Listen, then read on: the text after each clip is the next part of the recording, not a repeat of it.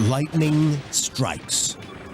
Giant sparks of static electricity tear through the atmosphere at 60 million miles an hour. Up to 1 billion volts rip the air apart. In that instant, the current creates light waves. We see a brilliant bolt of light race across the sky.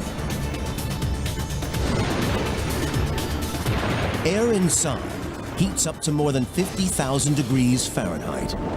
It expands so rapidly, it explodes. We hear a deafening clap of thunder. It all happens in less than the blink of an eye, up to 8 million times every day. This is one of nature's most frequent, best observed phenomena. But it's also one of the least understood. We probably know more about how a star explodes halfway across the galaxy than how lightning works just a few miles above our heads. Yeah, Mr. White. Yes, science. We probably know more about how a star explodes halfway across the galaxy. But scientists don't fully understand the extreme physics of supernova explosions. But the details of how the magnetic fields form and how the particles are accelerated have been a mystery. Thanks to circumstantial cosmic evidence collected, experts estimate that, Yes, science. like circumstantial evidence, astonishing discoveries of new ultra-bright supernovas like 2005 AP and others have opened up a whole new avenue of inquiry. We probably know more about how a star explodes halfway across the galaxy. How one of them makes gamma rays and the other makes an ordinary supernova is still one of the big mysteries. Nobody really knows how that works. Nobody really knows how that works. But the details of how the magnetic fields form and how the particles are accelerated have been a mystery. But scientists don't fully understand the Yes, science. Halfway across the galaxy, Our entire view of the universe, the size and the mass and the contents, depends on this assumption that we can tell distances by redshift. If that one crucial assumption is incorrect, then our picture falls apart and we don't know very much. So what this means is he's been looking for all different possible mechanisms, both from laboratory physics and theoretical physics and different ideas, and he's now come up with 59 possible redshift mechanisms.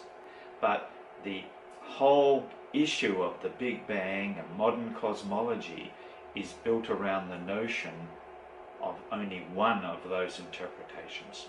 If that one crucial assumption is incorrect, then our picture falls apart. halfway across the galaxy, I think a good example is this NGC 4319 object, where you can actually see the luminous connection going from the center of the galaxy to the quasar Markarian 205. Well, that means, in fact, that the redshifts are not pure Doppler effects, and they are simply not reliable as indicators of distance. That's right. Yes, science. Scientists are using every technological tool in the box to see lightning as it's never been seen before. And they're discovering that it's more powerful. You're talking about something that's up to 1 billion volts. It's 200,000 amps. It's a small nuclear power plant. It's huge. And more important than ever imagined. It's probably one of those fundamental parts of the equation that really contribute to life on Earth. To unlock its secrets, we follow a lightning bolt on its journey from creation to destruction and beyond.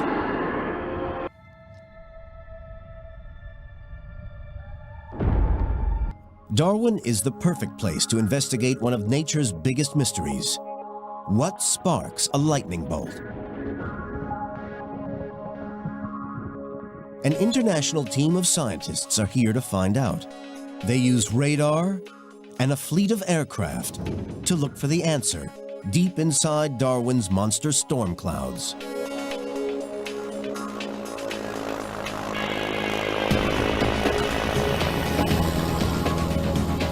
A potent cocktail of heat and moist tropical air means these are no ordinary clouds.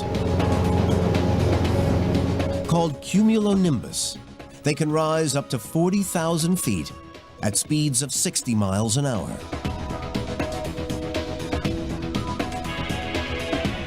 13 miles up, twice as high as a passenger jet.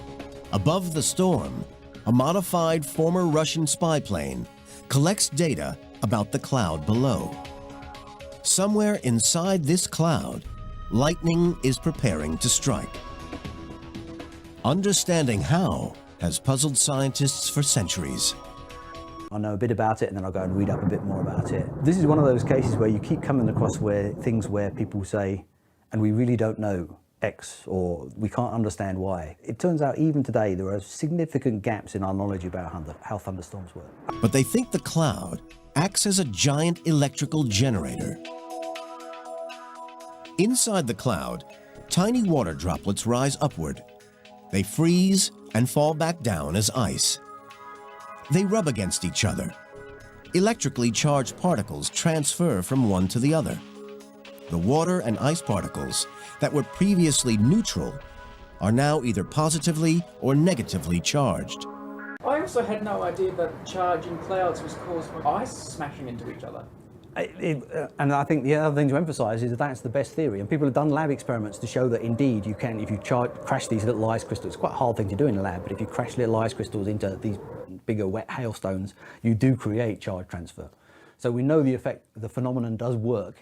Whether it's really what's driving everything that's going on in thunderstorms isn't clear. And then the whole question about, well, how does the thing discharge? And there's a whole kind of phenomenology of what goes on. You can have lightning between one cloud and another, lightning within a cloud, lightning from cloud to ground. Sometimes lightning goes downwards. Sometimes it's a thing called the leader when it's going downwards. Sometimes you see the flash going back upwards with high-speed photography.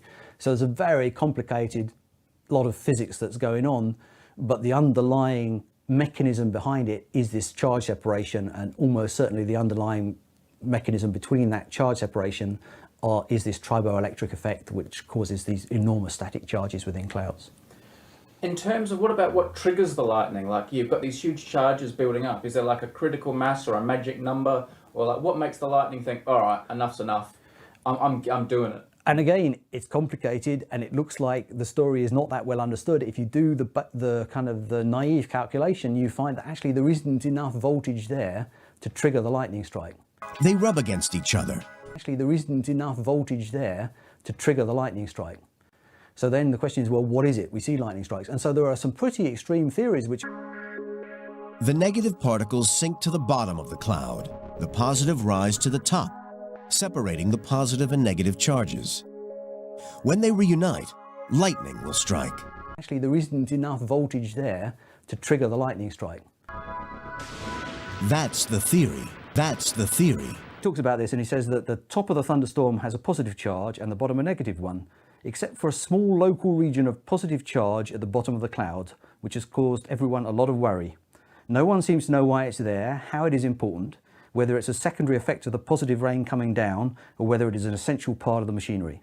Things would be much simpler if it weren't there. So it's kind of a slightly complicated picture, but the basics are kind of fairly straightforward, which is that a lightning strike is really just an electric discharge to... Well, duh. Lightning strike is really just an electric discharge to... People think a lightning is electricity. Well, it's effing not electricity. It is electrostatic, i.e. dielectric. But the reality is even stranger. Air is not a good conductor. Electricity can't pass through it easily. To let the current through, the air's atomic structure must literally break apart. To do that takes millions, even billions of volts. Scientists search the skies for this huge electrical charge. But even in Darwin's massive storm clouds, it's never been found. Yes, science! In the story of lightning, there's a piece missing.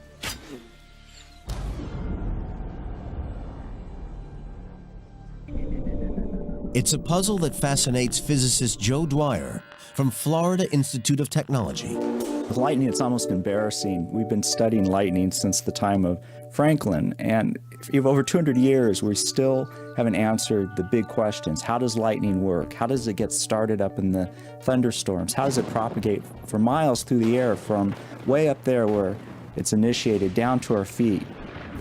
One thing we can be sure of, lightning is static electricity, and you can make it at home. Let me take my shoes off, and when I do, I'm going to rub my feet on the carpet. As I rub my feet, friction is going to separate electrical charge. Positive charge is going one way, negative charge the other. Now when charges separate, they want to get back together. A large electric field can build up, and when this happens, you can get a spark. We think that something like that is going on inside a thundercloud when it makes lightning. To send a current across this tiny distance takes up to 25,000 volts. But lightning bolts can be up to 120 miles long. Sending a current through this much air takes millions of volts, a massive electrical charge that so far scientists have failed to find. Yes, science! You have to ask, well, where is the finger that's concentrating the charge to making the big fields to produce the spark? And we're having a really hard time figuring out what that finger is. So that's when life gets really complicated. So there's a potential difference between the bottom of the cloud now, which is quite strongly negatively charged, and the ground, which actually is positively charged. So there are... Why is the ground positively charged? That's, again, another very good question. And it's, again, something which is sort of a slightly open question as to whether it is. If you go away from a thundercloud and ask whether, whether the ground is positive relative to the air higher up, it turns out that it is. And so something, again, is continually charging the Earth up, or removing charge from the Earth, again, and it's probably, again, some quite subtle static electricity effect. Are you telling me that the Earth is positively charged? It is. There's a huge voltage between the Earth and the top of your head, yeah. Thunderstorms are violent. Lightning is unpredictable. Getting close enough to make measurements is virtually impossible. Scientists can't get to the lightning, so at the University of Florida's International Center for Lightning Research, they bring the lightning to the scientists. What we did is that we used rocket-triggered lightning. You can tell lightning where and when to strike. Dwyer and the team fire a rocket into a charged storm cloud. Ready to fire. Arming rocket. 5, 4, 3, 2, 1, fire. It trails a copper wire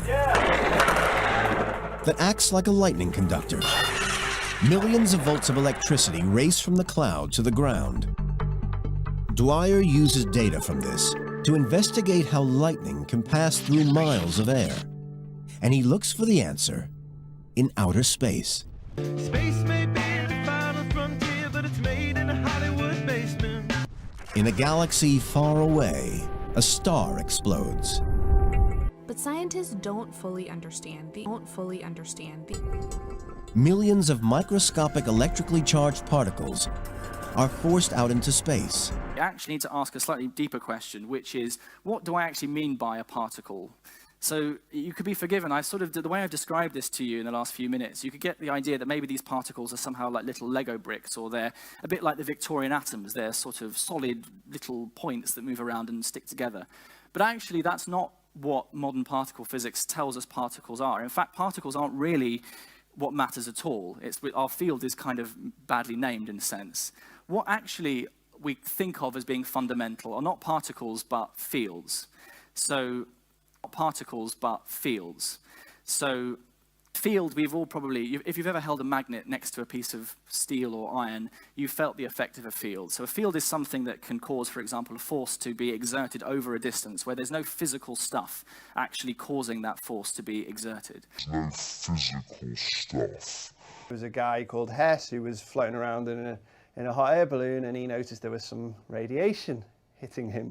He detected this radiation, and it's basically very, very high energy protons. They're just coming from somewhere, and they're hitting the Earth, and we really didn't know where they came from.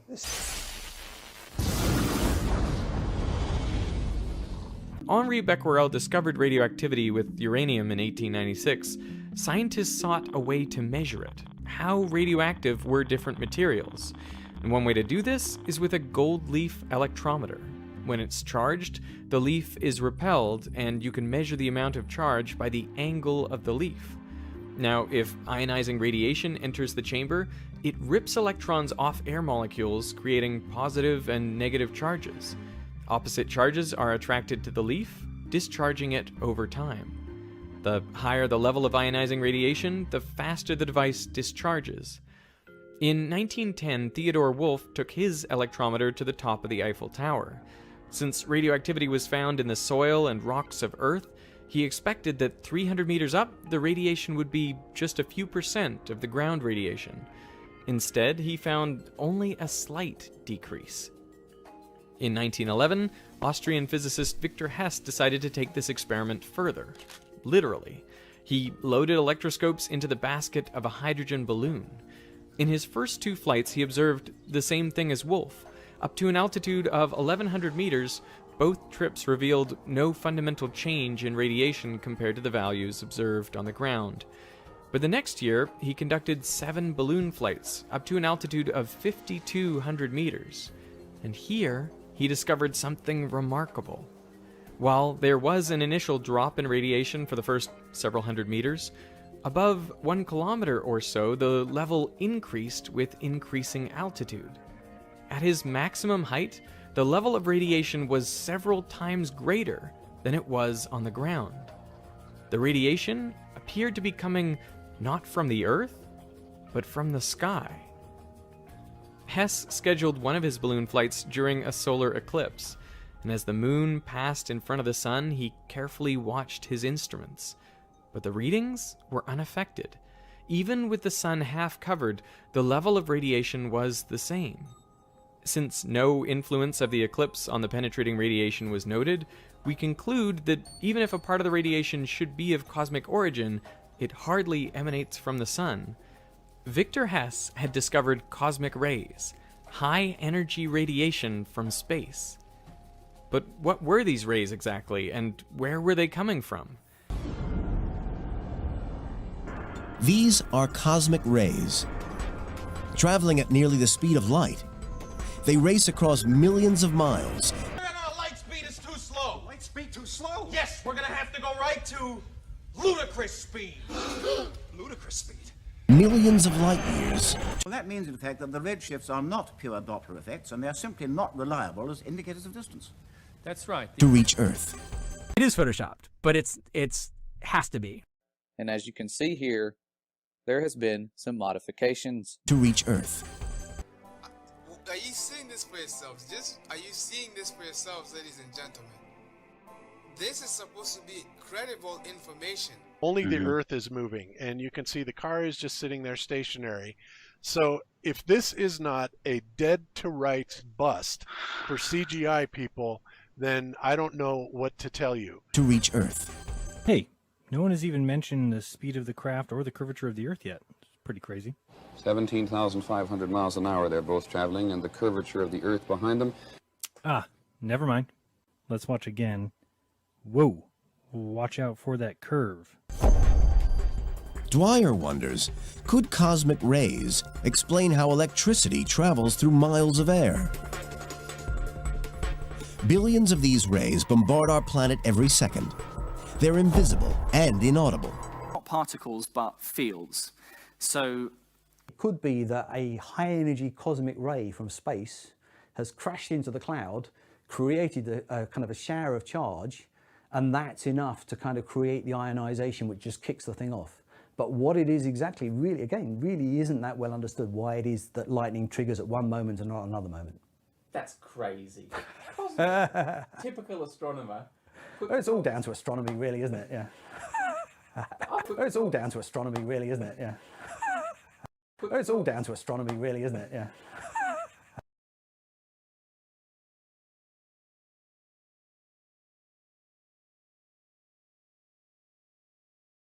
Well, it's all down to astronomy, really, isn't it? Yeah.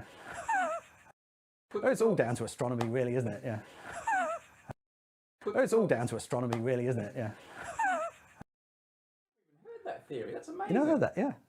But is that one of the fringe theories? I don't think so. That's the trouble. I've been really struggling to find, you know, usually there's one narrative that I can use for a video like this that says most people think it's this way, right? It really is still quite complicated and messy. And although we sort of understand quite a lot of the underlying basic physics, how it all gets put together in detail and what all the elements are still isn't clear. And Wikipedia hasn't got the answer. Even Wikipedia doesn't have the answer. But when a cosmic ray travels through the atmosphere, radiation, it momentarily rips apart the air's molecular structure.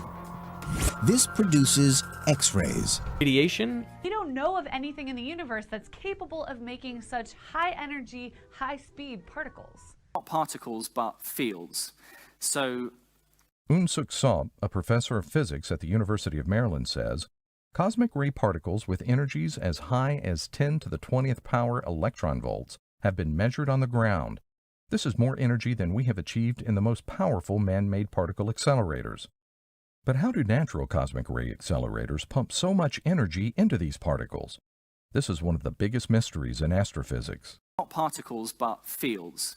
So just ask an astrophysicist to come up with an estimate for the highest speed a particle could ever go anywhere in space, which sounds kind of hard. And it is, which is why they come up with crazy situations like particles surfing on exploding supernovas, or black holes swinging particles around like slingshots. The highest energy a cosmic ray should ever have, knowing what we know now about the universe, is 10 to the 17 electron volts. The oh my god particle blows past that estimate with 1,000 times more energy. So that means there must be a new kind of object in the universe that we don't know about yet. So that's where we're at. We don't know what kind of object could make the oh my god particle, but we can speculate.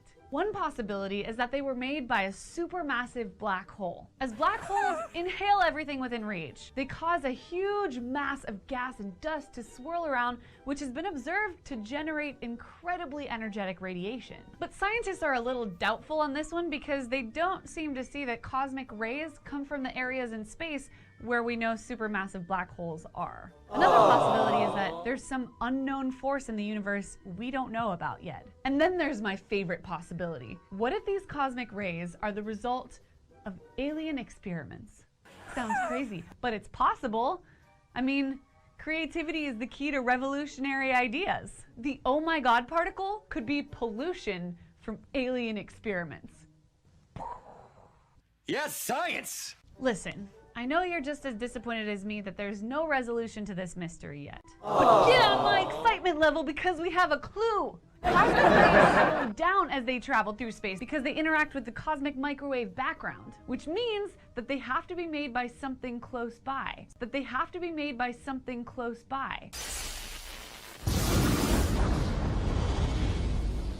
For watching, and by the way, this video was inspired by a chapter in the book by Daniel Whiteson and Jorge Cham called, fittingly, We Have No Idea.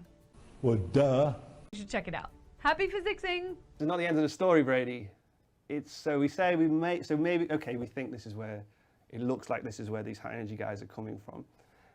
Is at the end of it, but there is another mystery, and that's that there's something called the GZK cutoff, and this basically says that there should be a maximum energy that any high energy cosmic ray could have, right?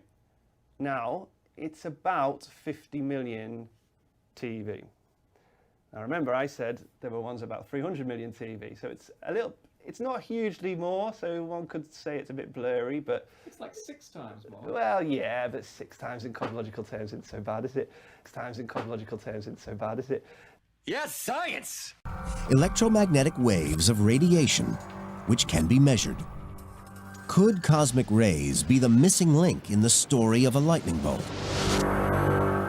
It sounds like science fiction. You could say that again. It sounds like science fiction. You could say that again. Even the optimistic Dwyer thinks it's a long shot.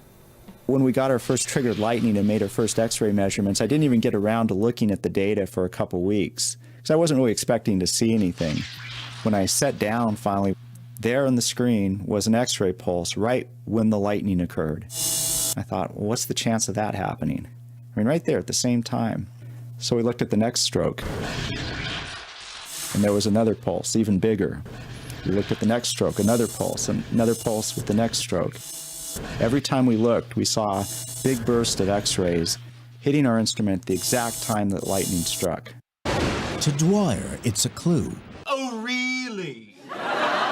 In 1985, X-rays associated with lightning in thunderstorms, the F106, and we ended up going on. So from there, we ended up going on this one here, and it was G. Parks et al. And X-ray enhancements detected during thunderstorm and lightning activities. Absolutely, of course. The results, so this is the abstract, the results obtained by an X-ray detector flown into thunderstorms on board a NASA F106 jet are discussed. It is found that significant quantities of X-rays ranging in energy from 3 to more than 12 keV are produced within thunderstorm clouds, which support lightning discharge activity.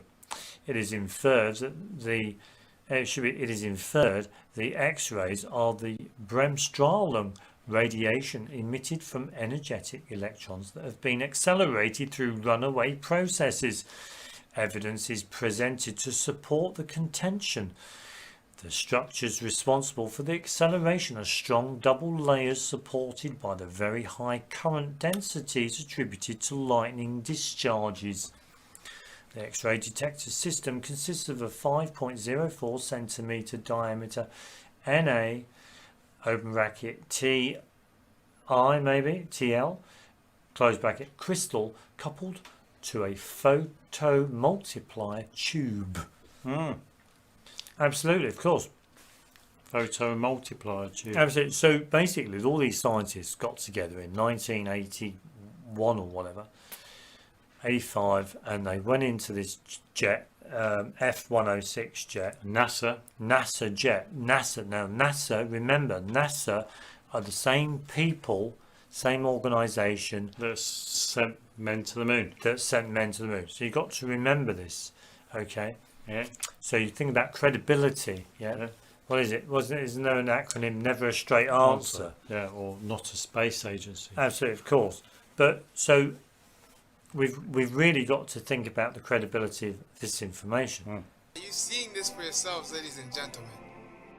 This is supposed to be credible information. So let's see. So X-rays from static electricity. Now this guy is actually saying that you can get X-rays from static electricity. So given that the F106 jet, what Parks found and his buddies found that lightning can generate X-rays, then this would be quite true then, wouldn't it? Yeah, I know. He's got it wired up to a vacuum tube rectifier. Oh, did I say that word again?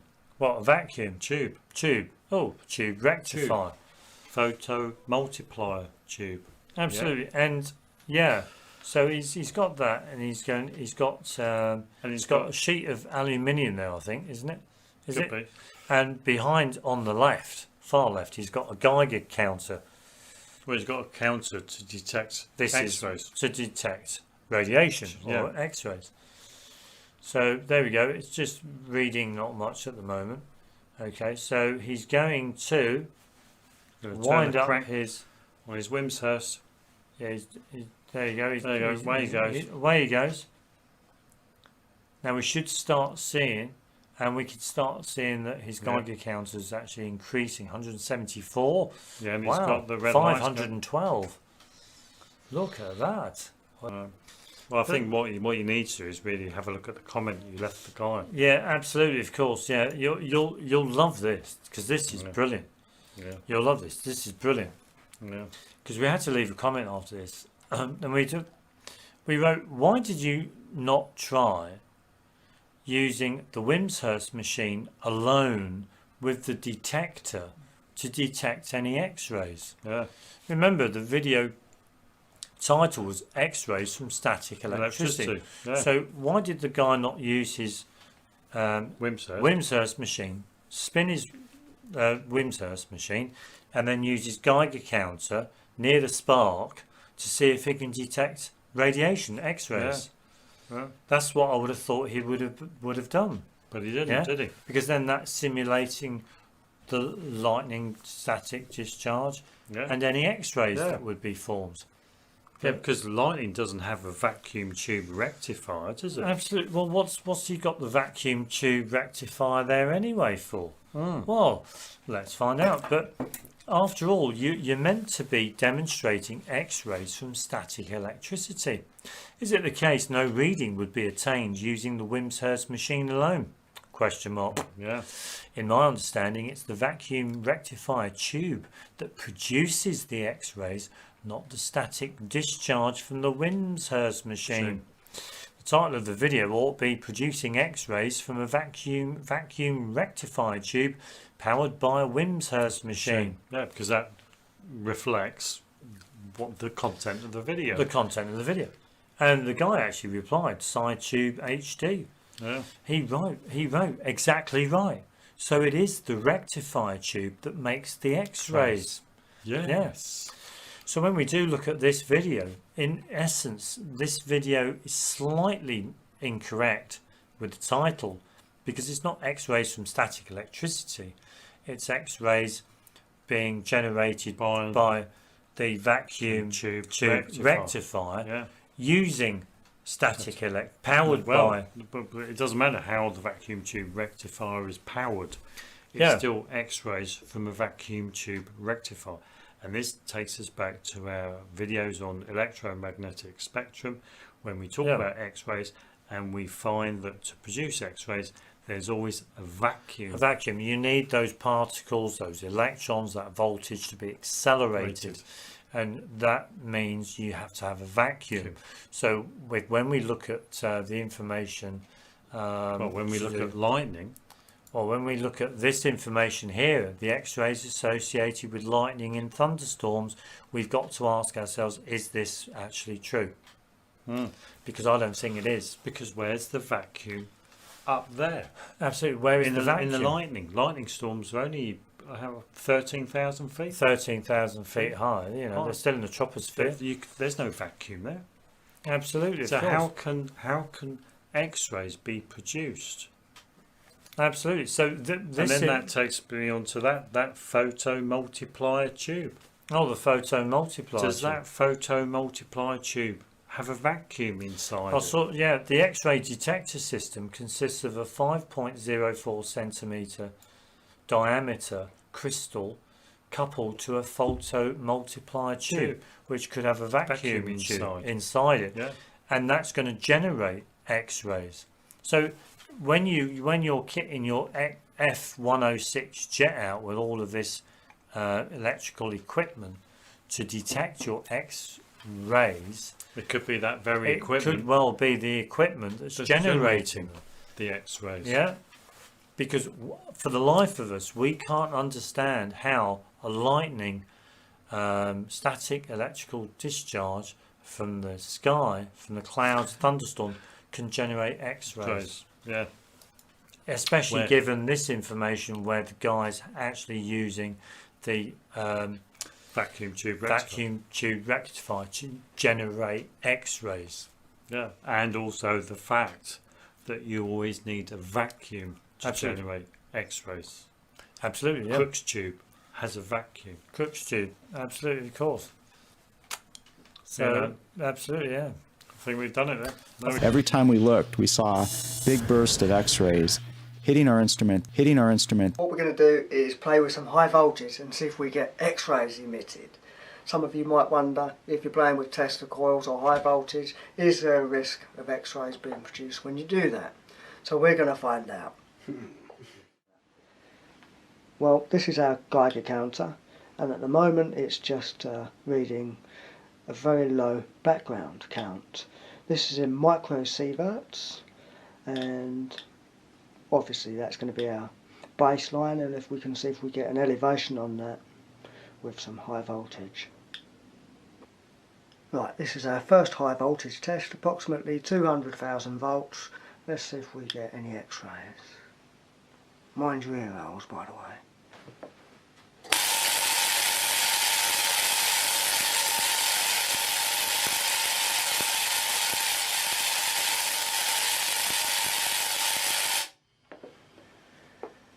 Nothing detected, but my nostrils detect ozone. Let's increase the current slightly.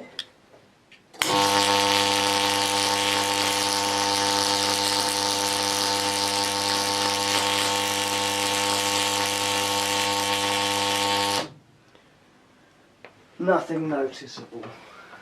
Tempted to put a small lamp in the circuit. Right, we've got a small lamp there.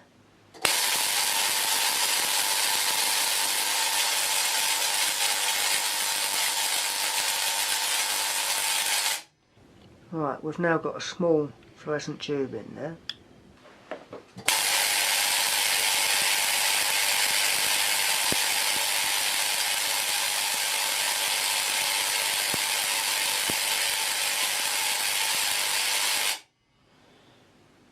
Nothing exciting. On there, as you can see, we've got a tongue dart lamp. Let's see if that has any effect at all. Let's find out. See, we'll know when we've got X-rays because the alarm will go off. Stand by.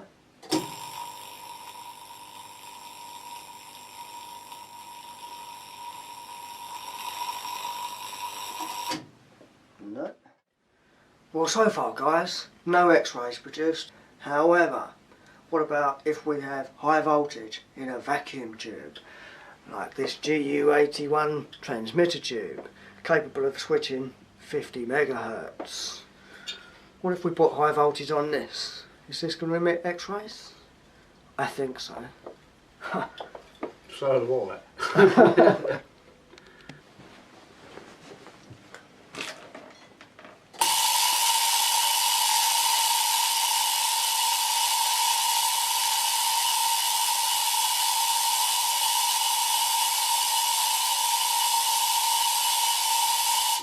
Very slightly, isn't it? That isn't worth worrying about. So we'll up it a little bit more.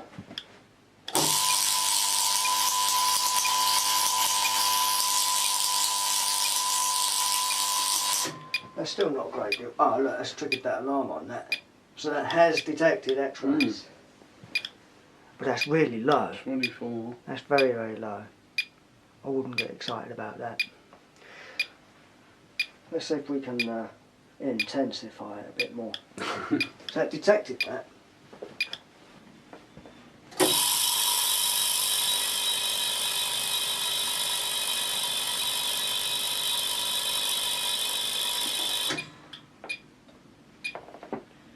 That whacked it up a bit, didn't it?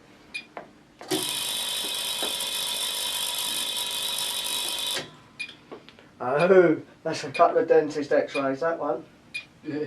Oh yeah, that's two. You don't want to be in the room with too much of that. No. Yeah, let's turn it up a bit more. Do you want to leave the room?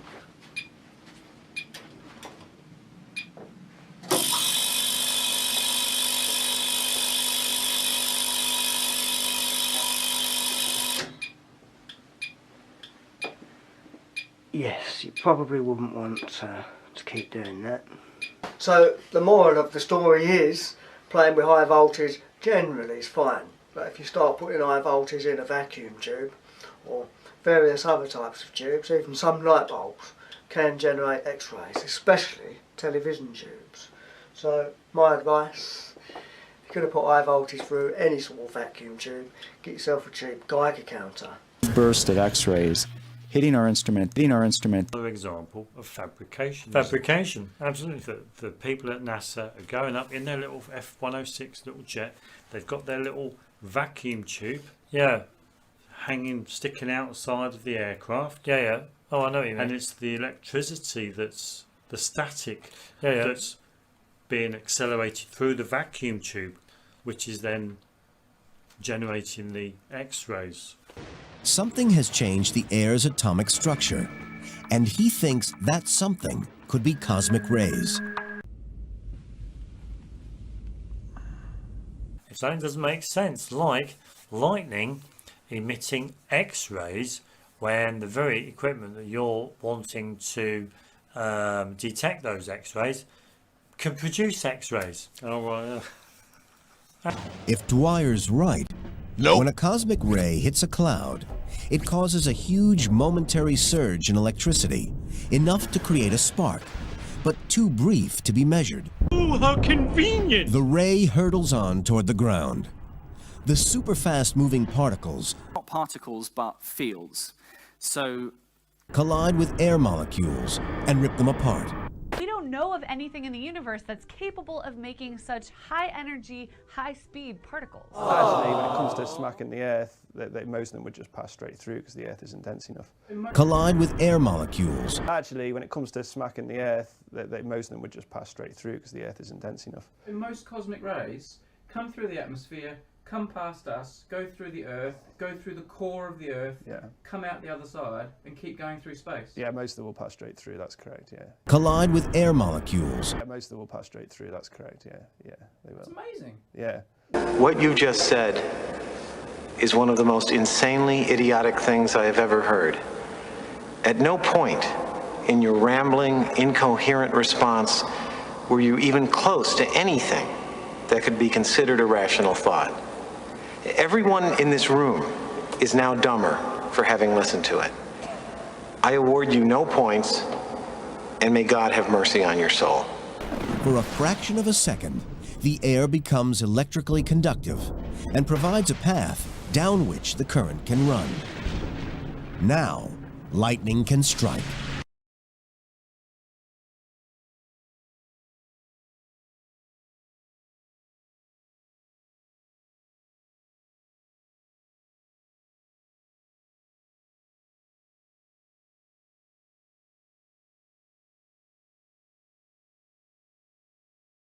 Now, lightning can strike.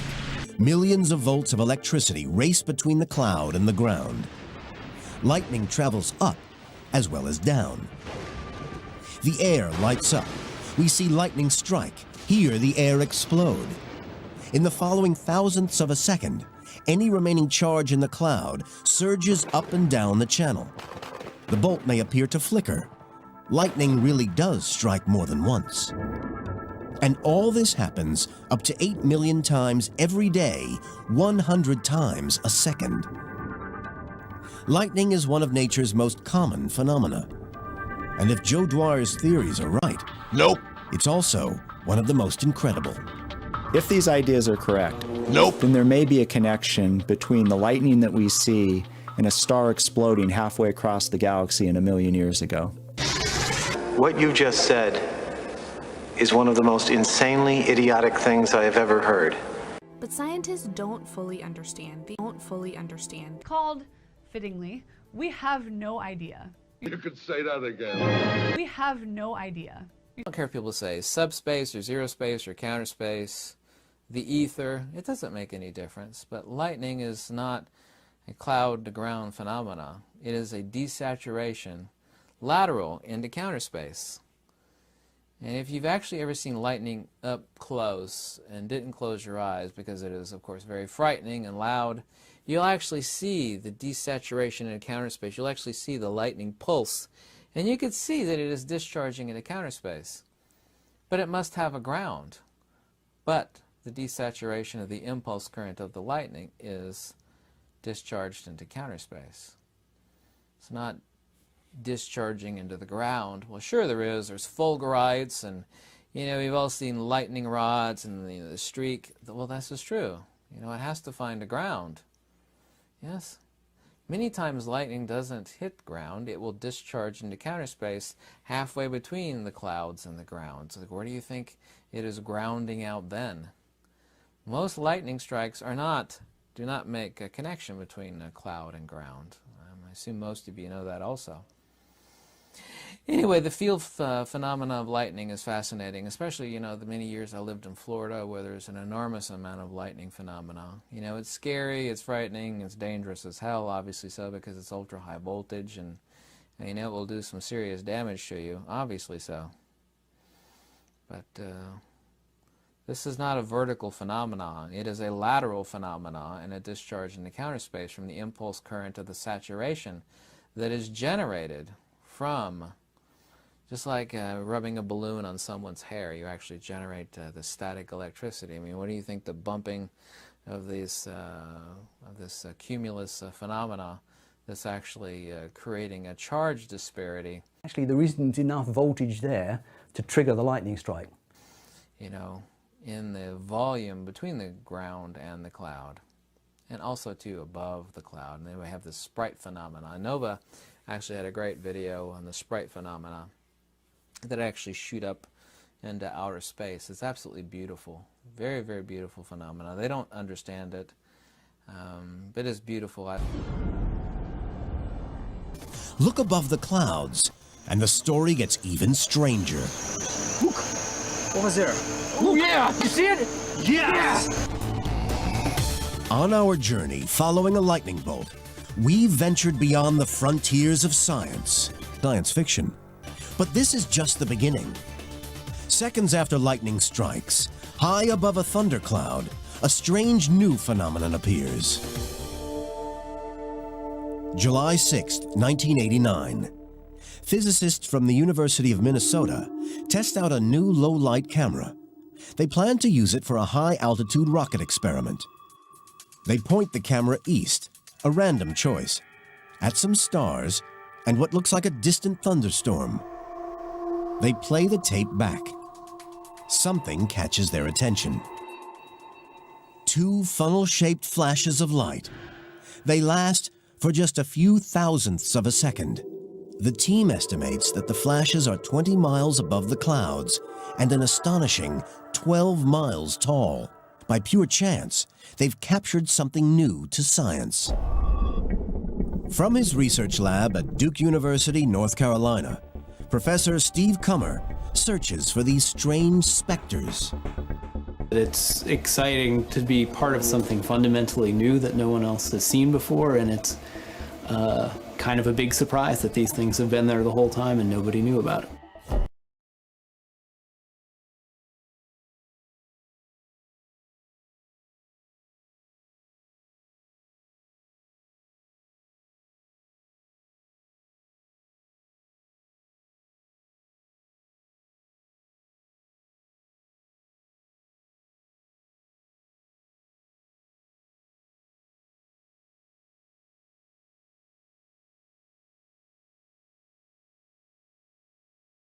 The shape of the firmament, do you see that? Whoa, whoa, whoa, whoa, whoa. Hold up now. Wow. I think only certain solid things have shape, right? The shape of the firmament. Does everybody see that? You see that? What is a classified document? Classified by the United States government, talking about the shape of the firmament. I can tell them what the shape of it is. Right? But they're talking about this. The twin pillars of lights flicker above a thunderstorm in the distance. So, what are they? Around the world, it is photoshopped, but it's has to be. Lightning scientists are on the hunt to find out. They don't have to look far. And not only that, they made sure to photograph him standing there with a really wide-angle lens, which curves horizontal lines. Scientists review hundreds of hours of video taken from the space shuttle. With a really wide-angle lens, which curves horizontal lines. Taken from the space shuttle. They're cleared to separate. Power.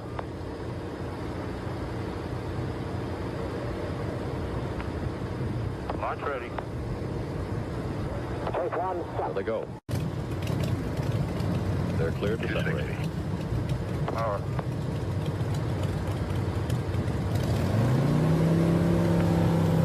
Launch ready. There they go. They're cleared to separate. Power.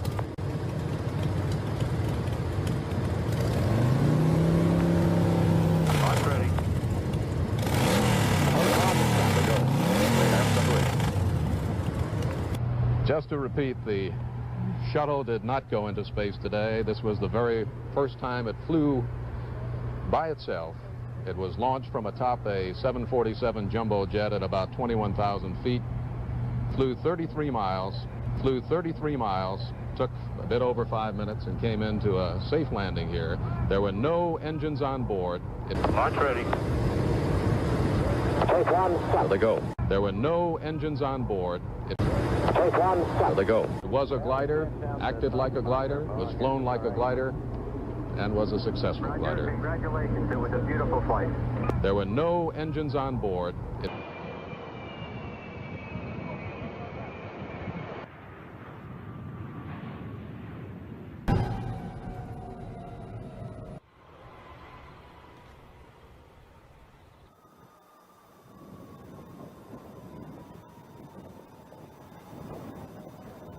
Taken from the space shuttle. Wow, he's in space. Look at that. No, he's not. The ER-2 high-altitude research plane. It's NASA's science variant of the U-2 spy plane. NASA's using it to keep an eye on the Earth, the oceans, and the atmosphere from as high as 70,000 feet. With a really wide-angle lens, which curves horizontal lines. To their amazement, that stuff is flat. There are dozens of these strange apparitions, just waiting to be identified. Low-light cameras are trained on the skies. High-altitude aircraft fly above storms. Soon, there are thousands of recorded sightings. Everybody was surprised by how common they in fact were. It's just one of those cases, once you know what you're looking for, all of a sudden you see a lot of them.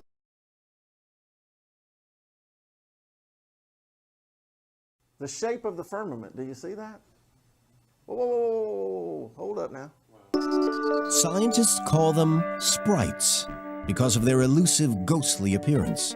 They seem to dance above the thunderclouds in the night sky. In groups of 2 or 3, they last less than 10,000ths of a second. Researchers from the University of Alaska Fairbanks calculate they occur in the middle atmosphere, 25 to 60 miles above the Earth, and can extend up to 30 miles across. Observations suggest sprites are related to lightning. But how? First of all, what they are is they are vertically discharging lightning, right? Well, that doesn't make a whole lot of sense that the lightning would be discharging upwards, especially under the current theory of how lightning works, right? Because supposedly the electrostatics is generated by the cold and warm air currents that are passing each other, causing a friction, causing electrostatics, and then of course it is naturally discharged to the Earth because the Earth is at ground potential.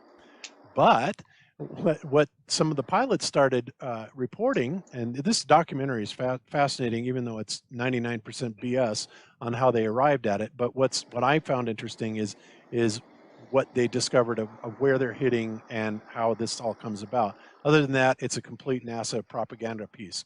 But so what they have found out that they have these vertical discharges that are going up from the clouds, which makes no sense whatsoever because there will only be a current flow when there is another conductor or another terminal, if you will, another pole that is of sufficient difference of potential to allow a discharge upwards, right? So in the standard globe Earth model, it doesn't really make a whole lot of sense.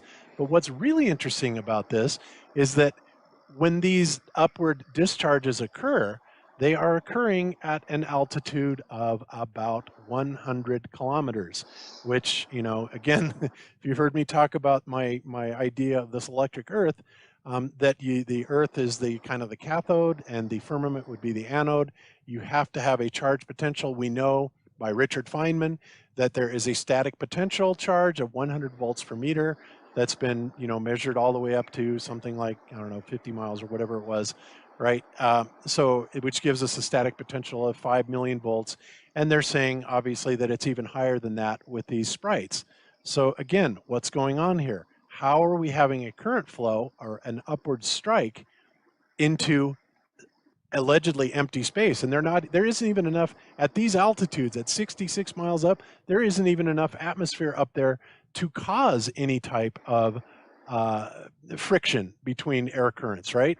It's just not there. Kummer uses this data to measure the size of each bolt.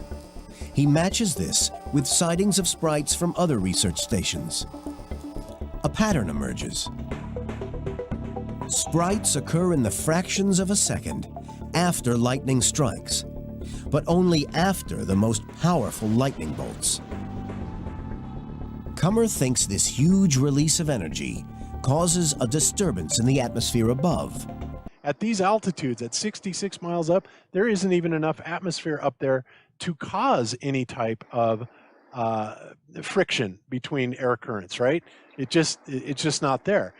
This high-speed footage, the most detailed film of a Sprite ever shot, supports Kummer's theory.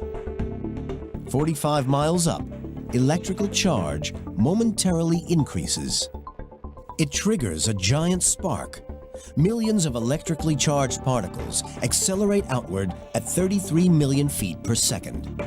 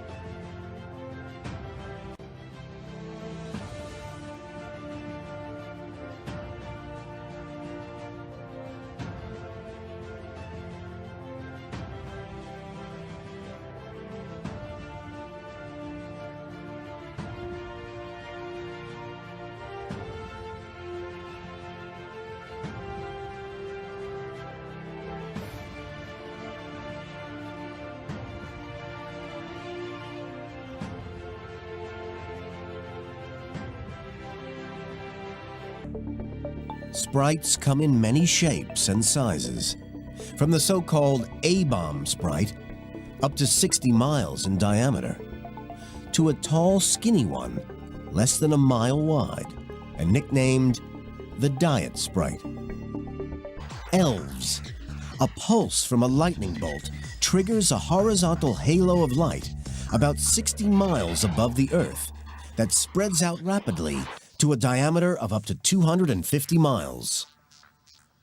Just about everybody who has gone with a new instrument or to a new region of the world to look above thunderstorms for something new, they have found something new. And yet they flatten out at the top just like they were hitting something. Gee, I wonder what they're hitting. But they're doing that. So again, this is another one of those pieces of evidence that you really have to consider and set aside their BS explanation for it, because if you know even the most basic things about electricity, there has to be a static difference of potential or some sort of a cathode, anode, or terminals with a high enough potential difference that there will cause a current flow. Without that, forget about it. It isn't going to work. But even they aren't prepared for this. Oh yeah, see it? It was so beautiful. Puerto Rico, 2001. A jet of blue light shoots from the top of a thundercloud and travels over 40 miles into the sky. Other sightings confirm this is not a Sprite. It travels up, not down, from the cloud, not the middle atmosphere. It's an entirely new species called a blue jet. When I saw the videos, I was like, huh, that's pretty spectacular. Wonder what those are. Blue jets are a mystery that nobody really knows what it takes to generate them. Have you ever seen a gigantic jet? They are extremely rare, but tremendously powerful. Gigantic jets are a type of lightning discharge documented only this century that occur between some thunderstorms and the Earth's ionosphere high above them.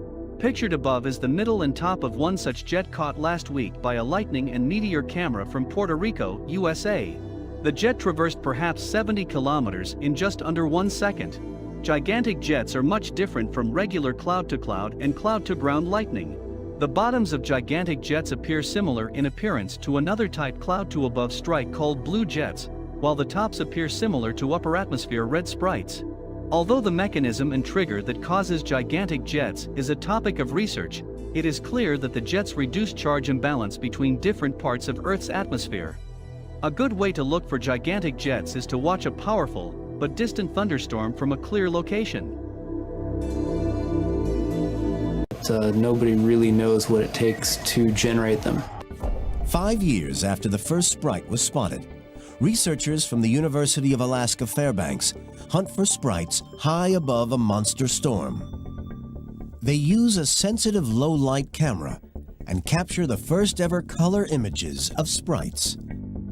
It's a spectacular surprise. What causes this colorful display? With each new discovery come new questions. But sprites are elusive, unpredictable, and almost impossible to observe at close range. So Earl Williams from MIT made his own. He calls it Sprite in a Bottle. Pressure now, Mike. In a disused printing factory in Brockton, Massachusetts, Williams and his team use a plexiglass tube, an old steering wheel, and plenty of ingenuity to create their very own Sprite. They recreate conditions in the middle atmosphere, 50 miles above the Earth. There's the good Sprite light. We start with a tube filled with air at atmospheric pressure, like the air in this room we're breathing. With vacuum pumps beneath the table, we pump the tube down to pressures corresponding to 50-mile altitude. Hit the air near the ground with a current, and it produces a dazzling white light. But change the pressure, and the color changes too.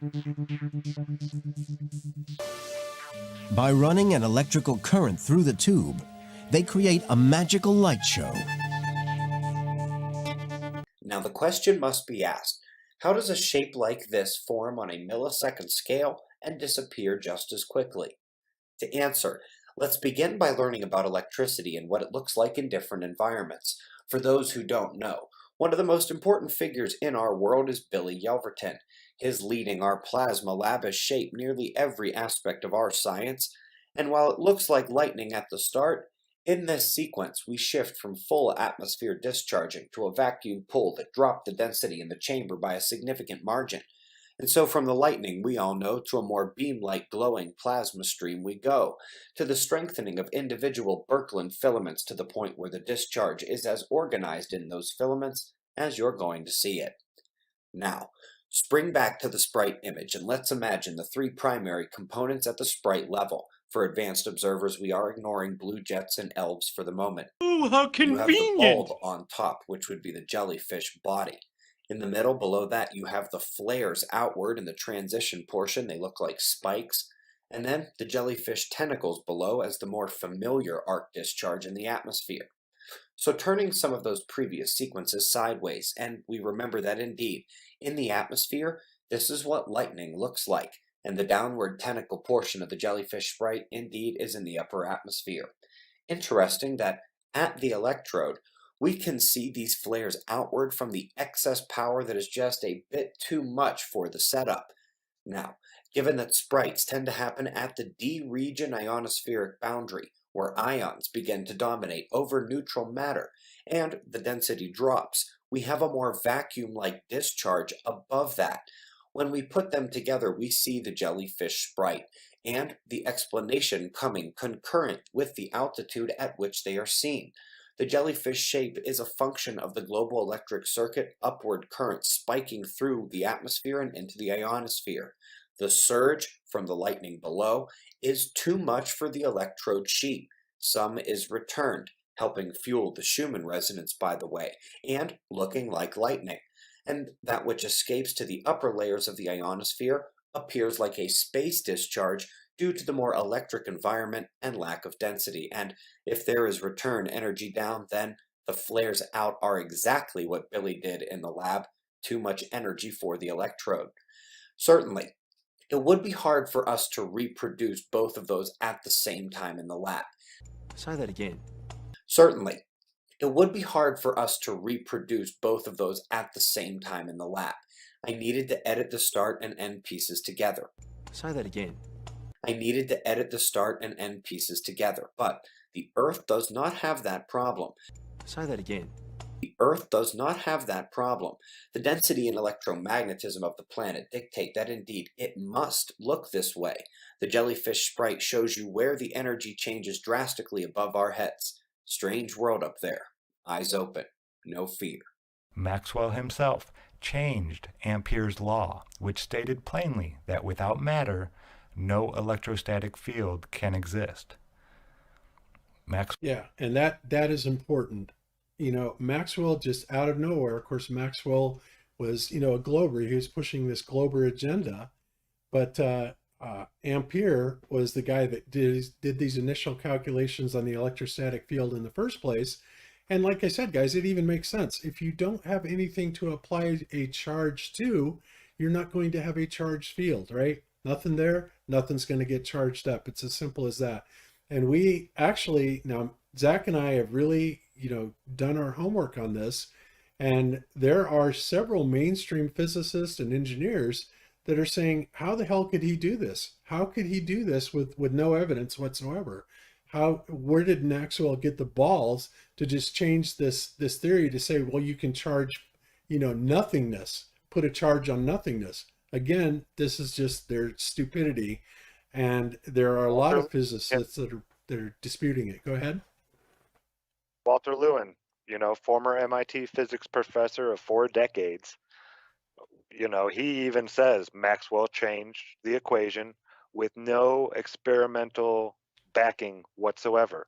But because of the way our Earth is and the way the universe is, it has to be. He says that. Yeah, it has to be, because it has to match their model, which again is complete fantasy. And other than made up evidence, they got no evidence at all. And that's really the truth, people. It really is. Let's continue. But wait, as a Glober, don't you at least have to admit that you consistently have to invoke ambiguity, or I don't know if incredulity is really the word, but you have to constantly appeal to the idea that you simply don't know yet, but it has to be that way. But if it wasn't that way, we could explain everything. Like, it's baffling. I don't even know what the top tier of their side says, right? Like, this is another perfect example. Oh, all observable phenomena can be perfectly explained. Everything we observe on the Earth, bam, perfectly explained. But if we assume there's a ball in space, then it doesn't adequately explain it, so we must change it, make up a fairy tale because it doesn't work. And no, we can't prove it, but it has to be that way, or what we assume is wrong. And we know that's not the case, because it can't be. It's just, I don't know. I'm blown away. Like, I don't see the people that come around and they say that horizontal doesn't mean flat, level means curved, and all this other, sea level isn't actually level, even though we have elevations. Like, those people, I don't even really consider those like real people, right? But like the top tier, they know what they're doing, right? Like, this person, Maxwell, knew what he was doing. Maxwell, if you've read any Maxwell, he was far from dumb. Not even close to the word dumb. He was not deluded enough to think that this was reality. Right, so it's like they're making a conscious decision to turn their head from observable phenomena that is explained, and then leap over to the philosophical ground they prefer that cannot be explained, and they actually band-aid and replace all actual evidence with it. It's wild. And so, like, for the people that don't even know their side, of course they don't understand the magnitude of this situation. Right? But like, it's people like this. Like, I hold Maxwell accountable.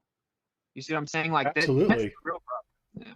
Absolutely. Yeah, because he's operating clearly with an agenda, just like Einstein was. Just like, fortunately, Newton was smart enough to say, no, don't you ascribe that bullshit to me. So let's continue on and finish this video up. Without matter, no electrostatic field can exist. Maxwell changed it with no scientific evidence, allowing it to gather magically above our heads in free space. The phenomena I've been looking at recently, Elves and Sprites. Elves is a massive plasma discharge shaped at a 400-kilometer halo. I mean, what could cause a plasma discharge to flatten itself to a wide halo and dissipate in like a millisecond? Maybe something solid and transparent. Here are some Sprites, which live under the 100-kilometer altitude and never go above 100 kilometers. These are also from electrical discharge.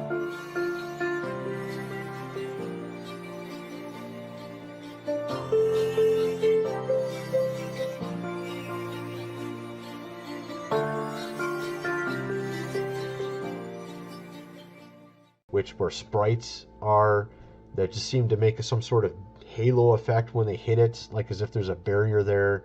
Why do radio transmissions bounce off it? Well, it's because it's a different atmosphere.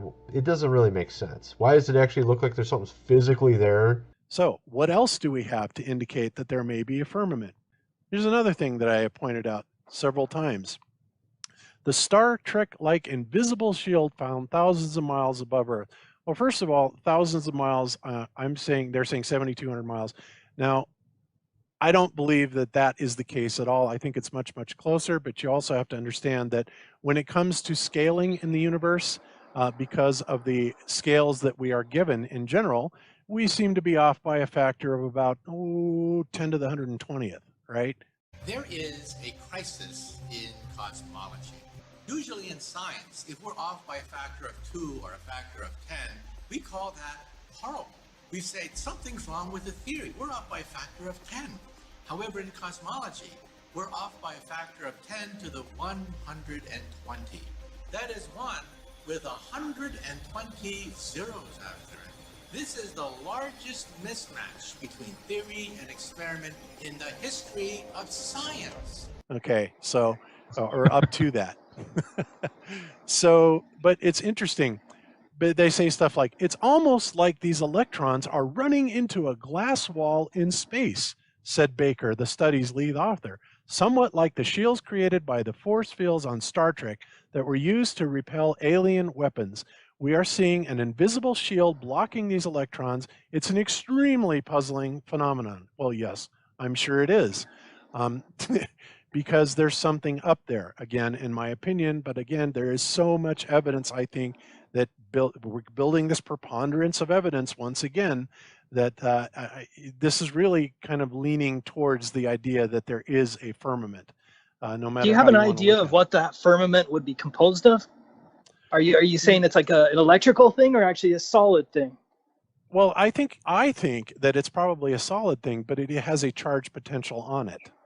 And you know, I think that there's probably a few, and it also has optical characteristics as well. And I think that if the biblical account of, you know, where the sun and the moon are within the firmament, right, that's also something I believe that could be giving us our apparent position of the sun and moon. Because obviously they're very elusive, like a rainbow. You know, you go towards them and they seem to move away from you. You can't ever really track them down, right? Right. So I don't know, but I tend to think that yes, it is solid.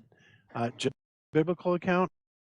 The way I want to start this out, guys, is you've heard me talk about the model of the flat Earth and how I believe, you know, that we have our firmament, that we are within a charged box. That has the firmament over the top. Obviously, we're covered on the sides. We would have to be in order to have pressurized air pressure. That is the necessary antecedent for having air pressure is, you know, you have to have a container, right? Everybody knows that.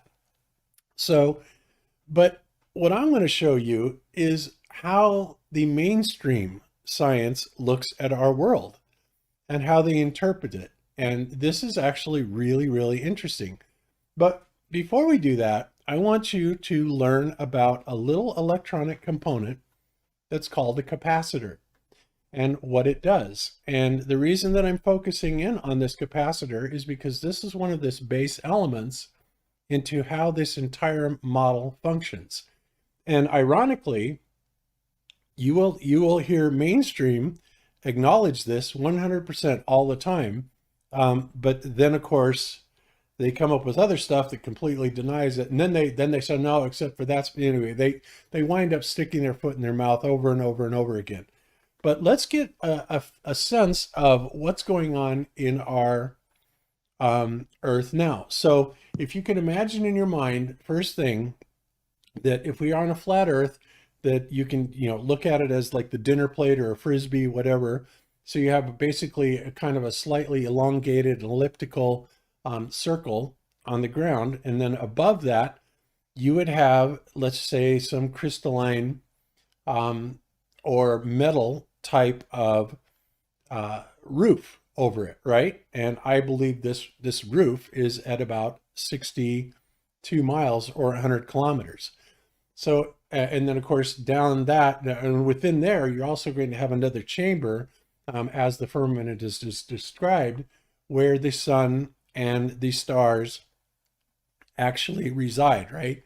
So The first thing I want you to understand is how a capacitor works and what it does, and how this kind of gives us our model for what we're going to present today. So let's watch this. And this only takes a couple minutes, and we are off. Oops.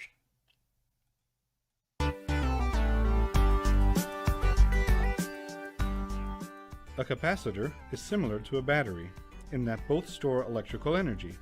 But a capacitor is a much simpler device that can't produce new electrons. It only stores them. However, capacitors can do things a battery can't, as we'll show here. For the purposes of this animation, we'll focus on different parts of the current propagating through the wires at different times. When we close the switch, electricity immediately runs throughout the circuit. Although the convention is to think of electrical current as moving from positive to negative, electrons actually move from negative to positive, as we represent here with yellow particles. As you can see, the battery is not much good at powering this motor to lift this weight, because it discharges gradually, much more slowly than would a capacitor with the same charge. Here we'll learn why a capacitor is much better suited to such a task than a battery. Like a battery, a capacitor has two terminals, positive and negative. Inside the capacitor, the terminals connect to two metal plates separated by an insulator that keeps the plates from touching each other and allows them to hold opposite charges, maintaining an electric field. Capacitors can be useful for storing and quickly discharging electricity, so you can power, for example, an electric motor, as we'll show here. First, we need to charge a capacitor. By closing the switch, we create a circuit that includes both the capacitor and the battery. Electrons flow from the battery to the capacitor, where they are stored. Here, a yellow glow represents the increasing charge held by the plate. Okay, and one thing I want you to notice here is you notice inside of the capacitor, there are essentially two plates, right? You have a plate here and a plate here. One is charged positive, one is charged negative. And when the surface area of these plates get charged up with electrons or protons or however you want to look at it, and I'm not advocating for any particulate matter anyway, all I'm saying is that there is a charge that is present there. This much is irrefutable, okay? Now, how that comes about, however you want to explain that, that's up to you. But we'll just try and keep it simple here. But what's happening is we have one plate that's positive, one plate that's negative. And so the battery is basically sending the supply of electrons and supply of protons, or shortage of electrons to the other, to create a charge differential between the two plates. And when that happens, when you have positive on one side and negative on the other, well, what happens? It's the same thing that happens with everything else, like a magnet. They attract each other, right? So that's why this is the base element of what we're talking about. And of course, you can already begin to imagine that where I'm going to take this next is I'm going to flip this up, where this plate here, I'm going to flip it up 90 degrees, and where this becomes the top plate or the firmament, and I'm going to flip, that'll bring this down to here, and that will make it the Earth, okay? And we call these Gaussian surfaces, but we'll get to that in just a minute. Let's continue. For every electron gained by that negative plate, an electron is lost by the positive plate, maintaining the capacitor in equilibrium. Here, the red glow represents the positive charge held by the plate that increases with each parting electron. The capacitor continues to charge until it attains the voltage of the battery charging it. Now that the capacitor is fully charged, let's put all that stored energy to use. By connecting it to a new circuit, we can power a small motor. This electrical current powers the pulley to lift the weight until the charge dissipates. The electrons on the capacitor's negative terminal are drawn to its positive terminal. They rush along the path that leads there, straight through the motor. Let's watch this again.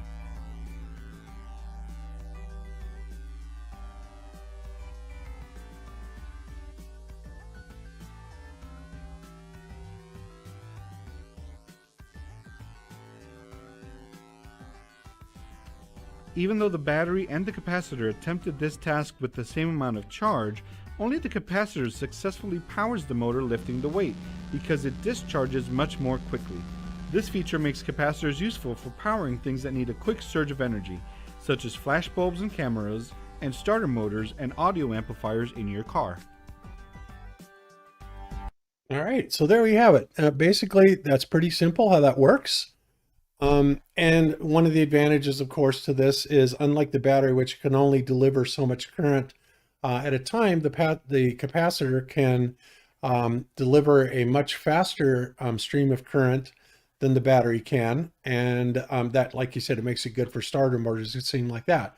So, okay, so that's basically the function of a capacitor. Now, something else a capacitor does is it can act as kind of a buffer, right? It can act as if the source power maybe falters a little bit, it can also stabilize that by supplementing the source power with some discharge off the capacitor. So in other words, it makes it a fairly nice, stable, equal flow of electricity. Okay. Now, Yeah, so just about circuit board uses this as well. I mean, oh God, yes. of all the stuff I've taken apart, I've never seen one that didn't have capacitors on it. Like You you said, won't. to steady that flow and take electricity, keep it nice and even. Yeah, you won't find one. They're Yeah. used everywhere. Yeah, you won't. Capacitors are used for coupling. They're used for filtering. They are used for so many purposes in electronics. And it's a very, very simple concept too. That's the great thing about it. It's just these two basic plates. Now, there's obviously several different kinds, but this is the capacitor in its base element. So you have to ask yourself, what are these charged particles? Where do they come from? And the answer to that is they are using pre-existing matter that is already inside of the plates, because the charge in and of itself that's coming out of the battery that is charging other particulate matter is charging stuff like the molecules of gases in air, okay, or something like that. In other words, there has to be some sort of particulate matter present for these capacitors to work, right? They won't work ultimately in a high vacuum condition. Because why? Because there is no particulate matter, and then we've already covered the vacuum, and how that works. If you don't have any particulates in there, and it takes a lot more and more and more and more power to get these particulates out of there. Well, if you don't have anything in there to charge in the first place, well, then you cannot have any electrostatic energy. And this is something that the mainstream kind of flops back and forth on, and we're going to cover that here in just a minute. But what's interesting about it is that idea not only destroys, once again, their model, but it also props up the flat earth model. So how does it do that? All right, so let's move on. We can draw these voltage increases using what are called equipotential lines. Notice that the ground is negative and the sky is positive with respect to each other. According to Feynman, this extends upward to 50 kilometers, or 31 miles, where the air is very conductive. This is the case in fair weather. In stormy weather, like a thunderstorm, things are quite different, and I won't talk about that here. But if this voltage exists between your head and the ground, why don't you get a shock? The reason is that your body is a good enough electrical conductor that standing on the ground, you're basically a part of the ground. The equipotential lines would look like this. There's still effectively 0 volts between the top of your head and ground. Similar effects happen with trees, buildings, and so on. What about the electric current? A downward electrical current exists and consists of positive ions. Molecules are clumps of matter that have a positive charge. These ions are moving slowly. So did you get that? The positive clumps of ions or matter that take a positive charge, okay? Because the Earth is negatively charged, and the supply of the electrons, or positrons, I guess if you want to call it this, are actually coming down. The positively charged particles are coming down, and they are literally exerting a pressure downward. Okay. You don't believe in gravity? Well, it's not so much that, like I don't believe in it, it's just, I don't know, lately I get the feeling that I'm not so much being pulled down as I am being pushed. Okay. This is a fact, and we are going to demonstrate this for you very clearly. So this is, again, this is what's happening in the mainstream world, and the mainstream science has no compunctions with this. Like I said, this is Feynman's work, his own work. The only problem is it's not possible on a globe Earth in the configuration that the globe works with space. And we're going to get to that.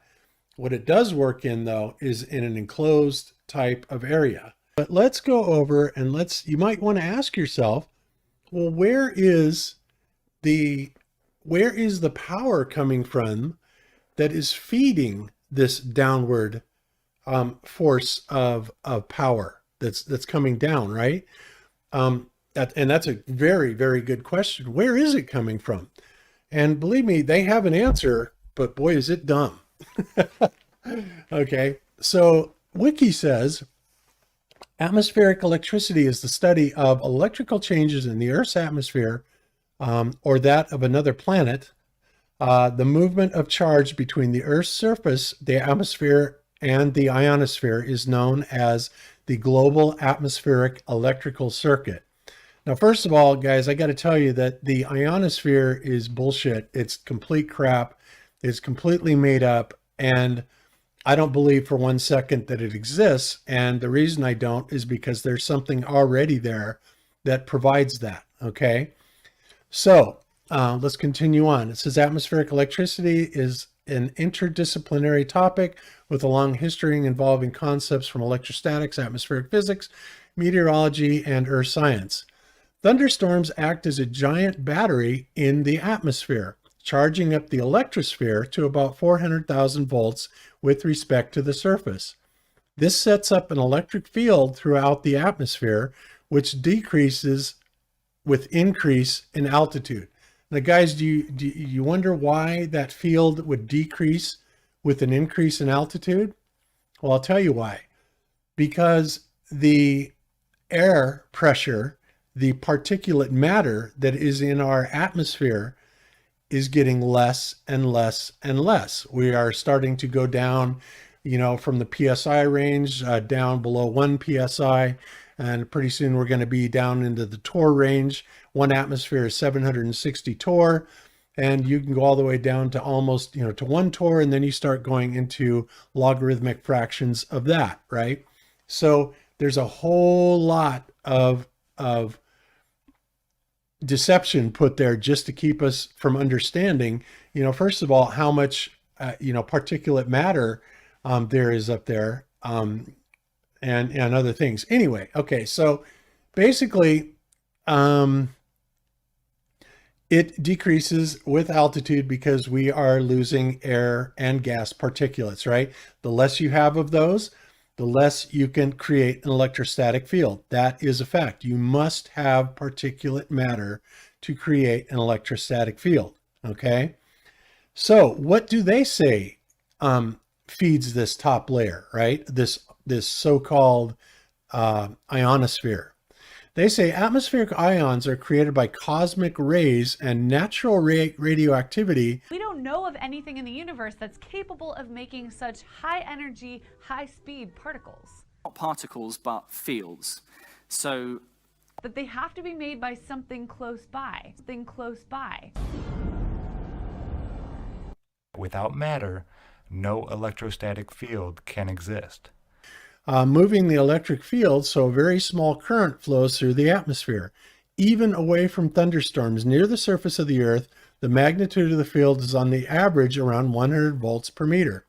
Are you saying that even one of the top guys as a globe proponent says there's an electric downward current on the Earth? Yes. In fact, he's where I found out about it from.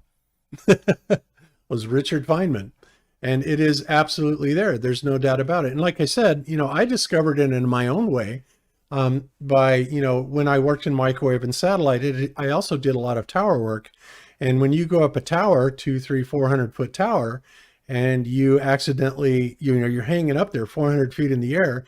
And if you accidentally come across something that is grounded, like the outer braid of a coax shield, and you touch it, that shit will knock you on your butt. Big time. You get a huge electrical shock. So the charge is absolutely real. It's absolutely up there. There's no doubt about it. And the really amazing thing about it, Austin, is that it is so perfectly linearly fashioned. These equipotential lines, isn't it amazing that throughout all of these, what they're going to say actually does this? These huge inputs of voltage coming from cosmic rays and cosmic X-rays and stuff like that is somehow balances out, and it acts exactly like a capacitor. So That makes sense, bro. Cosmic waves, man, made a perfect capacitor. Duh, science. yeah, it's absolutely amazing. So the way hit exact cosmic rays the same amount at all times to keep our field so linear. And I mean, the electric field also pulses every day at the exact same time. It's like a heartbeat. They call it the Schumann resonance. So I think it's 4 p.m. UTC, it starts increasing, and at 7 p.m. it maxes out, and then by 1 a.m. it goes back to normal again. But this is every single day it does this, like a heartbeat. Now, to say that that's from all these random rays coming in from all this stuff, no, I'm not buying that. No, that's right. It does. There's an absolute heartbeat to it. It's an amazing, 1900 UT. So it's 7 o'clock. And they explain it. They say because there's more land mass in the late afternoon than during other times of the day, such as 4 o'clock UT when the Pacific Ocean is in late afternoon local and the global circuit is at a minimum. So it's like, what the hell does that have to do with landmass? But if you guys watched a show we did a long time ago called Sunday Mass, well, we revealed in that really science doesn't have a really good definition for what mass actually is. And there are so many different viewpoints of it that they can't even make any sense of it themselves. Every single PhD physicist has a different take on it, which is different than Einstein's take, which, he says, well, if you add motion to it, then mass becomes infinite, on and on and on. It's just it's a mess, right? It's a mess. So where do they say that we get it? Okay, so what was the source of the large-scale electric field, and why was it not quickly reduced to zero by charges in the conducting fluid? What was the source of the conducting fluid? Or, in other words, why didn't the large-scale electric field sweep away all the free charge in the atmosphere? Another critical discovery came in 1911 when Victor Hess was conducting atmospheric electricity experiments to study radioactive ions in the air. Using a balloon experiment, he found that the conductivity increased with altitude rather than the expected decrease. Now, this is a mainstream document, so geez, isn't that amazing that they would say that, okay? Thus leading to the discovery of cosmic radiation. And they're saying that these cosmic radiations, is it this one? Actually come up to like 1 giga electron volt, this huge amount of electrical power that's coming in, which clearly is not coming in. And even if it was, it would be blocked. How do I know that? Well, I know that because of this. You guys have to remember this because I've used this so many times. The invisible shield found thousands of miles above Earth blocks killer electrons. So, we had this brought out by Colorado State University or University of Colorado at Boulder. And it was verified by Massachusetts Institute of Technology and a host of other people. When basically, they came out and said, wow, this is so weird, but there's something up there at 7,200 miles and it's blocking all these electrons that are coming in, these killer electrons, this source for the field that they're telling us is providing this perfectly stable 100 volt per meter Gaussian type of surface. Well, sorry, Charlie. This isn't the only time that they contradict themselves either, by the way. When you read several of these articles, at some points they will say that it's there, other points they won't. Of course, why do I say that the top layer or the bottom layer of the firmament is actually at about 62 miles? Well, because so many things happen at 62 miles.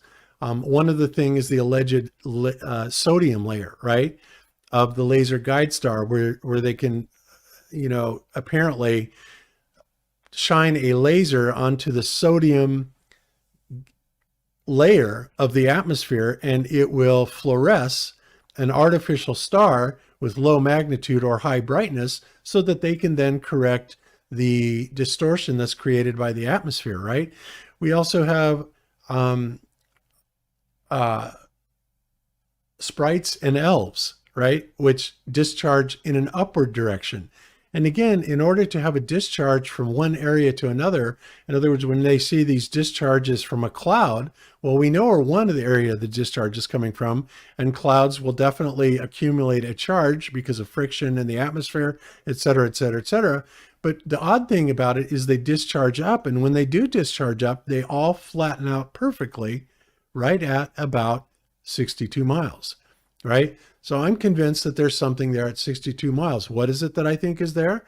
I think that it is the top Gaussian plate of the firmament. So let's listen to this guy and talk about equipotential surfaces and what he says about Gaussian plates. And then we're going to cover some more of this stuff, because I really need to get this through to you guys. This is so obvious. This is what mainstream science tells us we already have, but their explanation for it is ridiculous, and our explanation for it makes perfect sense. Why in the world at 62 miles, where, I don't even know what the what the torr is. It's probably 10 to the negative sixth, something like that at that altitude. Why would there be a layer of sodium there that's light enough to be able to fluoresce it? That makes no sense. Where is this particulate matter coming from, and why is it sitting there? They have no answers for that. They're just making stuff up. Point blank. So, all right, so let's listen to this guy and what he says about this, and then we're going to talk a little bit more about Gaussian surfaces. So these lines that I drew here, now of course these lines really represent surfaces, because these are plates that are parallel to each other. So these are like regions or planes or surfaces. So all along that surface the potential is 80 volts. All along the next surface it's 60 volts, and so forth. So these are what we call equipotential surfaces, because there the potential is the same, equal, and so we call them their equipotential surfaces. Okay, actually they're Gaussian surfaces, but whatever. What they produce is an equipotential, perfectly linear, predictable voltage at a specific point in space. Well, you got to ask yourself, how is it that we can make these predictions and then verify those predictions with our measurements, like 100 volts per meter? And it doesn't vary from that very much, guys. The biggest variation is 1900 UTC, where there's the biggest variation from that, and that's all in Richard Feynman's paper. But you have to ask yourself, how is it that they're able to get that 100 volts per meter and standardize it if something isn't providing a continuous feed at the exact same voltage virtually all the time on the top side of the feed? Because the Earth sure as heck isn't changing, its potential or anything like that. Earth is ground. Earth is where the electric voltages return to. So again, you have to have something that is providing the electrical charge, the charged particulates, the charged matter itself, in order to be able to even predict this at all. And yet they do. So let's listen to a couple more minutes of this, and then I'm going to switch over to another one. Now what's interesting about them is, if you travel along an equipotential surface, if you travel along that surface, the potential doesn't change at all. But in other words, if you take a charge and you move it along an equipotential surface, there's no work involved because the potential doesn't change. That means you're traveling perpendicular to the electric field. So it's right. And the same goes for when you travel along these equipotential lines. If you take a hot air balloon up to 1,000 feet, right, and you basically get, a voltage there, and you take a voltage measurement there, and then you just migrate sideways, to left, right, forward, backward, whatever, that voltage is not going to change. It's going to remain the same as long as you don't change a vertical elevation. Now, there will be some small variances, but nothing, nothing of any, great concern, right? So again, it's like, wow, for something that just exploded, from nothing into everything, this seems like an incredibly constructed type of electrical field. Why would that be there? What could it possibly do? Why is it there? Well, we're going to get to that. Let's continue. It's really important to notice here that equipotential surfaces are always perpendicular to the electric field, and therefore traveling along equipotential surfaces means traveling perpendicular to the electric field, means it requires no work if a charge is moved along an equipotential surface. All right, so hopefully that gives you a feel of what equipotential surfaces are. Potential doesn't change. Work is not required to move from point A to point B. Let's do a quick example. Let's say that... Okay. Yeah, what he means by work is not required, it means that the force of the electric potential, it'll move along with that force. So if you put something like right underneath that first red line where that E is, it will move to the right, and it'll do it all by itself without any other force applied to it. Now, if you wanted to go from the right to the left, you would have to add force to go against that electric field. It's like lifting something up in the air. You have to do it with force, but when you drop it, you just let it go, and it follows those equipotential lines down to the negative surface. And again, the explanation in the flat Earth model is so much more simple, and there is so much evidence for it. It's just like, the Globers. Oh yeah, show us evidence of your firmament. How many shows have I done? Showing not only the NASA, U.S. Army, CIA documentation talking about the firmament, but all the weird things that happen at 62 miles. The sodium layer, the ionosphere area that's supposedly bouncing around up there, Sprites, Elves. There is something absolutely positively there. And the fact that every time we watch a launch, they all arc off before they get anywhere near 62 miles. So, and by the way, the math equations doing this are virtually identical to the equations that calculate gravity. Gee, that's just coincidence, right? Yeah, the equation is exactly the same. Yes, it is. I mean, there's no real difference at all. Yep. Yeah, it's crazy. But people buy it, we're just going to swallow it up because that's what NASA tells us. We want to describe complex situations involving charged particles using more than just Coulomb's law. If we have an object with a known amount of net charge, can we predict how other electric charges will react when they pass nearby? Well, British scientist Michael Faraday came up with a way to do just that. He hypothesized that every charged object generates an electric field that permeates space and exerts a force on all charged particles it encounters. Okay, so what she just said is he hypothesized that every charged object generates an electric field that permeates space and exerts a force on all charged particles it encounters. Now again, guys, when you go up into this alleged outer space where you have vacuums of 10 to the negative 17 torr, where it takes the power is unimaginable. In fact, we can't even get to half. We can't generate, with all of our best equipment here on Earth, we can't even generate half of what it takes to get to that level of vacuum in outer space.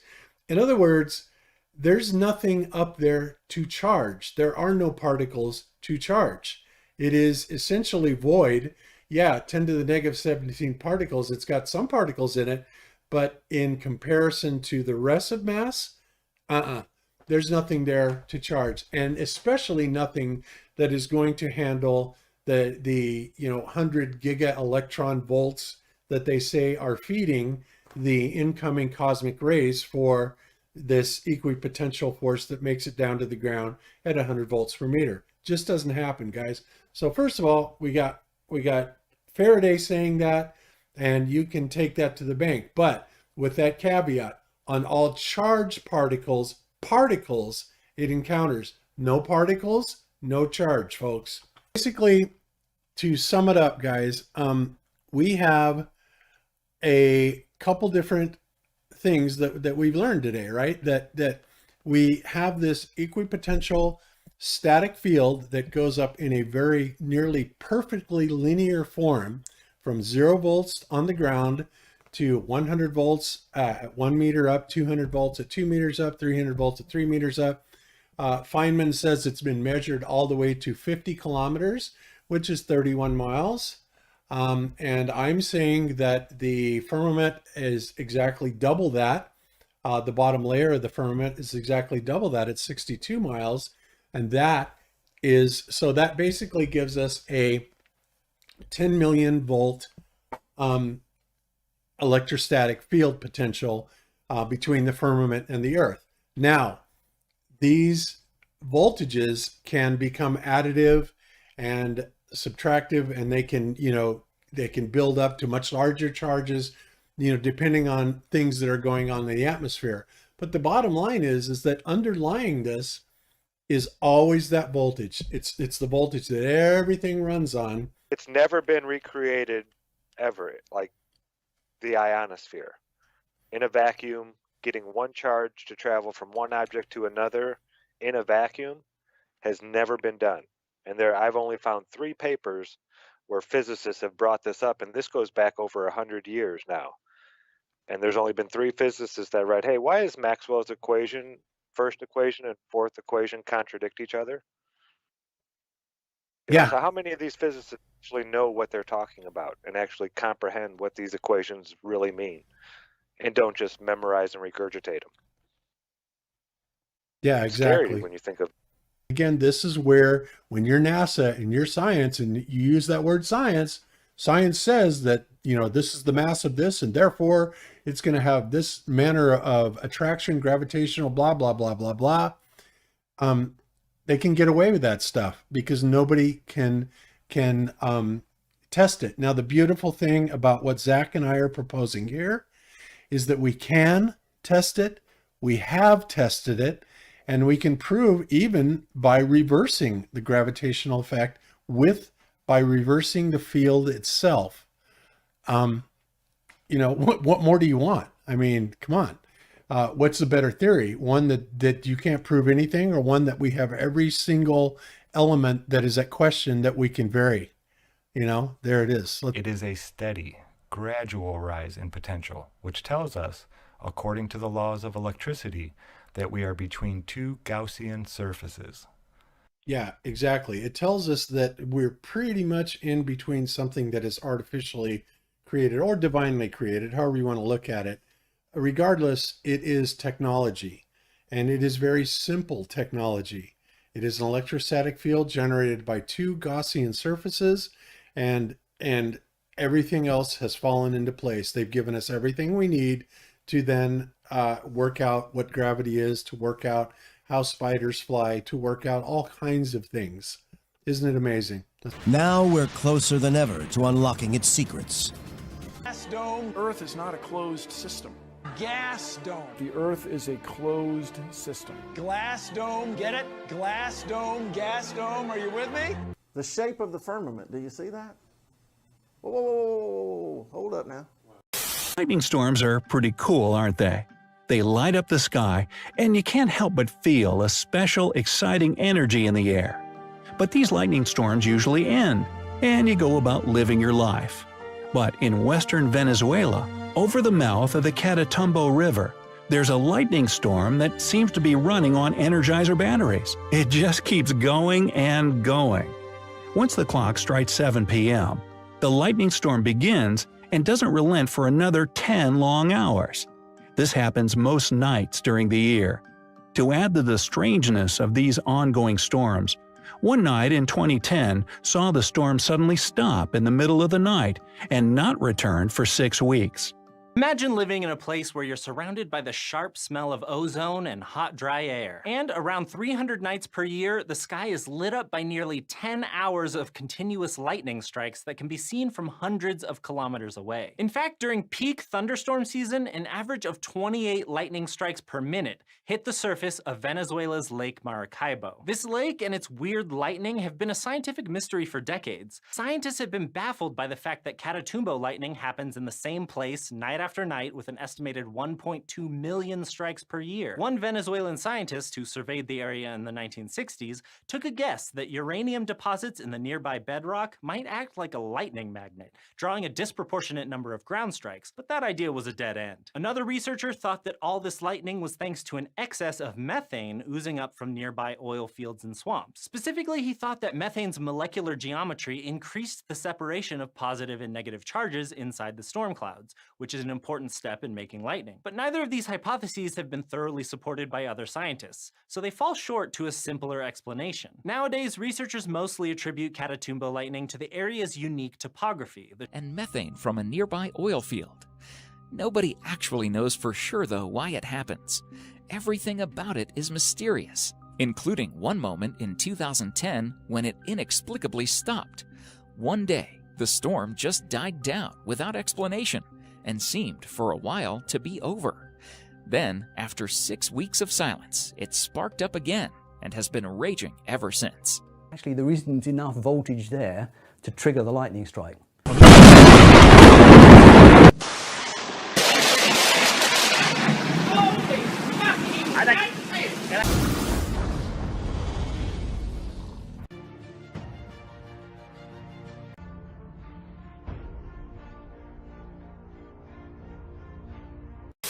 That stuff is flat. Well, duh.